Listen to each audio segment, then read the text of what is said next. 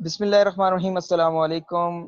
Nutrition वाला chapter हमारा चल रहा है, चैप्टर नंबर 8 फेडरल बोर्ड और ऑल पंजाब बोर्ड बायोलॉजी का। तो यहाँ पे जो मिनरल न्यूट्रिशन इन प्लांट्स है इसको हम डिस्कस करते हैं। अब देखिए बच्चे, प्लांट्स को ना, पहले तो आपने फोटोसिंथेसिस की इक्वेशन समझनी है। बार बार ये इक्वेशन मैं इसलिए समझाता हूँ ताकि आपको हर लेक्चर के अंदर ये समझ आए। यानी देखिए प्लांट्स क्या करते हैं, उनको बच्चों एक तो कार्बन डाइऑक्साइड चाहिए। कार्बन डाइऑक्साइड डायरेक्टली सीधी सी बात है कहाँ से लेंगे, एटमॉस्फेयर से। वाटर वो सॉइल से लेंगे। एनर्जी कौन सी चाहिए, सनलाइट की फॉर्म में। इसके अलावा क्या चीज चाहिए, मिनरल्स चाहिए होते हैं। आपने देखा होगा कि अगर कोई किसान है, ठीक है, तो वो जमीन के अंदर कह रहा है मैं खाद डाल रहा हूँ, फर्टिलाइजर डाल रहा हूँ। फर्टिलाइजर में क्या होता है, मिनरल्स होते हैं। ठीक है, नाइट्रोजनस कंपाउंड, पोटाशियम, सल्फर, ठीक है, जो भी। तो प्लांट्स को बच्चों मिनरल्स भी चाहिए, ठीक है, न्यूट्रिएंट्स भी चाहिए। तो उसके बारे में भी हम डिस्कस करेंगे। यानी प्लांट को कार्बन डाइऑक्साइड, वाटर और एनर्जी के अलावा न्यूट्रिएंट्स भी चाहिए। अब देखिए ये ग्लूकोज है फॉर एग्जांपल, ये ग्लूकोज, इसमें ये जो कार्बन है बेटा, ये तो देखें कार्बन डाइऑक्साइड के अंदर कार्बन पाया जाता है। ठीक है, ये हाइड्रोजन है, ये देखें ये वाटर के अंदर पाया जाता है, कोई मसला नहीं है। ऑक्सीजन है, ये ऑक्सीजन पाई जा रही है। ठीक है, ये तो ग्लूकोज तो इसका बन रहा है। लेकिन इसके अलावा जो प्रोटीन है बच्चे, प्रोटीन के अंदर फॉर एग्जांपल जो नाइट्रोजन आता है, ठीक है, वो नाइट्रोजन ना कार्बन डाइऑक्साइड से मिलेगा ना वाटर से मिलेगा। वो नाइट्रोजन कहाँ से मिलेगा, जब प्लांट नाइट्रोजन का अपटेक करेंगे, ठीक है, नाइट्रेट से।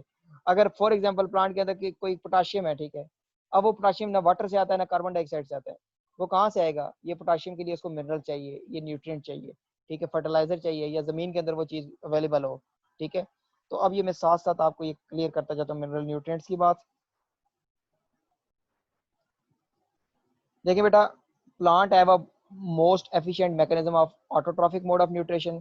Plant get carbon, hydrogen and oxygen from carbon dioxide and water. देखें प्लांट्स जो हैं, दोबारा से इसको देखना है, क्या क्या चीजें बेटा, कार्बन, हाइड्रोजन और जो ऑक्सीजन है वो किससे हासिल कर रहा है, CO2। यानी CO2 के अंदर देखें कार्बन भी है और ऑक्सीजन भी है, और वाटर के अंदर क्या चीज है, हाइड्रोजन।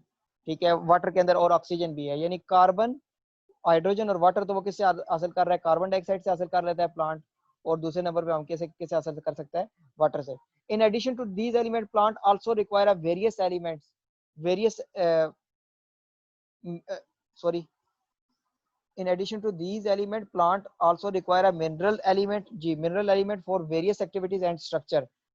The nutrients, ये बेटा आपने देखना, the nutrients which are required in a large quantity is known as macronutrients. ऐसे न्यूट्रिएंट जो प्लांट को लार्ज क्वांटिटी में चाहिए उनको हम क्या कहते हैं, macro nutrient. For example carbon, hydrogen, oxygen, nitrogen, magnesium, potassium, ये ज्यादा क्वांटिटी में चाहिए, इनको हम क्या कहेंगे, macro nutrients. And similarly the nutrients which are required in less quantity, उनको हम क्या कहेंगे, माइक्रो न्यूट्रिएंट।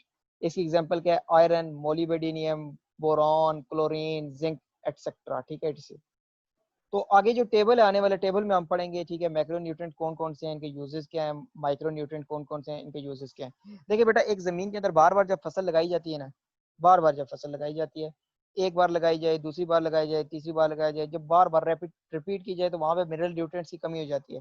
पहले पहले पुराने दौर के अंदर क्या करते थे किसानों की, देखिए उनको वो अपने लिए इतना ज्यादा उस टाइम पे ना कि लोगों को इतनी लालच होती थी। आजकल तो एक घर है वो कहते हैं दो घर बने, दो हैं तो चार बने, चार हैं तो आठ बने, और साथ ही कब्र में पहुंच जाते हैं। ठीक है, गाड़ी बनाते रहते हैं सारी जिंदगी, पैसा इकट्ठा करते रहते हैं, अपनी औलाद के लिए करते हैं, लेकिन कल को वही औलाद उसकी तरबियत करने के बजाय जो है ना उसको बस पैसे इकट्ठा करने पे लगे हुए हैं। ये देखें बेटा, इस तरह का ना, एक फॉर एग्जांपल एक बंदे की लैंड होती थी, ठीक है, तो वो इस एरिया में ना कुछ अरसे के लिए वो अपनी गंदम लगा लेता था, इस एरिया के अंदर वो अपनी सब्जी वगैरह, ठीक है, अपनी चीजें लगा लेता था। ये दो एरिया वो खुला छोड़ देता था, यानी इसमें कुछ चीज नहीं लगाता था, अपनी रिक्वायरमेंट इस फील्ड से ले रहा था।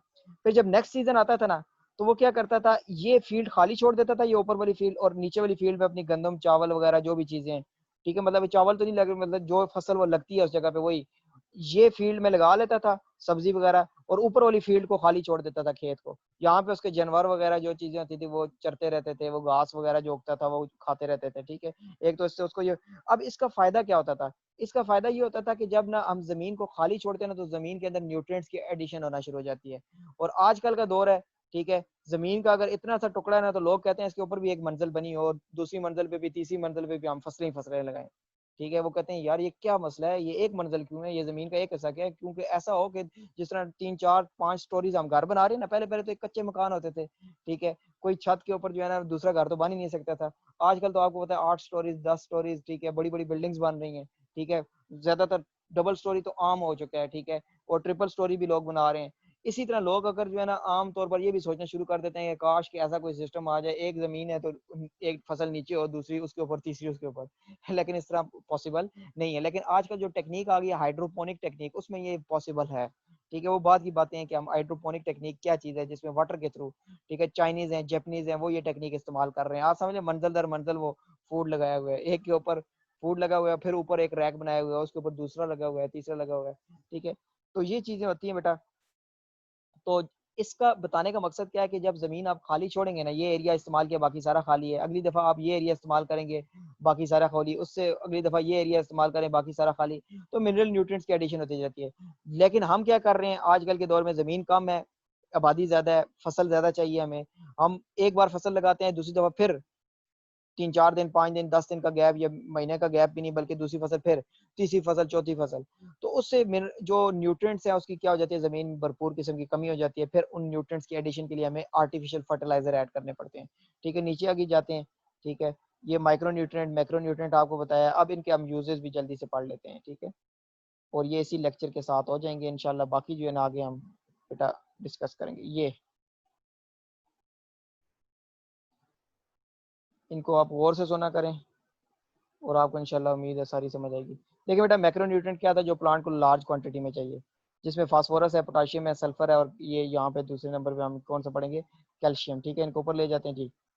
फास्फोरस क्या है जी, आपने चैप्टर नंबर 7 में पढ़ा था, एटीपी, जिसमें adenine double ring nitrogenous base है, ठीक है, और राइबोज शुगर है, 5 कार्बन, और फास्फेट होता है। अब एटीपी के एक जो कंपोनेंट है वो फास्फोरस है, तो फास्फोरस अगर प्लांट को मिलेगा तो एटीपी बनेगा।